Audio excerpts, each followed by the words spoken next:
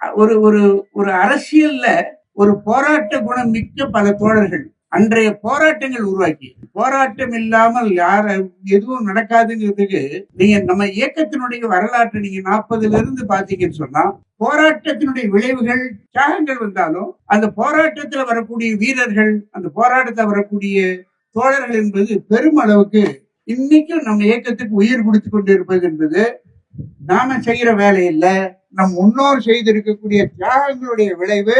அது நமக்கு இன்னைக்கு வழிகாட்டியார். இந்த செங்கொடியை, இந்த தியாக பாரம்பரியத்தை அடுத்த தலைமுறைக்கு ஒப்படைப்பதற்கான முறையில் நம்முடைய செயல்பாடுகள், மார்க்சிய கட்சியினுடைய செயல்பாடுகள், மார்க்சிய தத்துவத்தினுடைய செயல்பாடுகள் வர வேண்டும். நீங்க எந்த மாவட்டத்தை எடுத்துக்கிட்டாலும் தியாகிகள் இருப்பாங்க. மதுரைன்னு எடுத்துக்கிட்டீங்கன்னா மாரிமணவாளன், லீலாவதி, இங்க தியாகி பாலு மதுரையில, இப்படி ஒவ்வொரு மாவட்டமா செய்யறாங்க. இந்த தியாகங்களை பற்றி ஆட்சியாளர்கள் என்ன நினைக்கிறாங்க? ஒரு உதாரணத்தை மட்டும் நான் சொல்லிட்டு, நாகூரான் அஞ்சான் ஞானசேகரன் ஒரு பந்தில கொலை செய்யப்படுறாங்க. போலீஸ் தான் கொள்ளுது.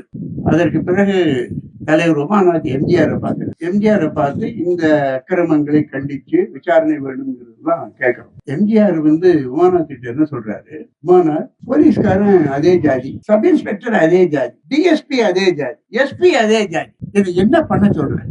எந்த ஜாதியா இருந்தாலும் அந்த உடுப்பு போட்டாச்சுன்னா அவன் அரசாங்கத்துடைய அடியாள் ஜாதி என்பதை புரிய வைப்பதற்கே எம்ஜிஆருக்கு இன்னும் முடியல. நம்ம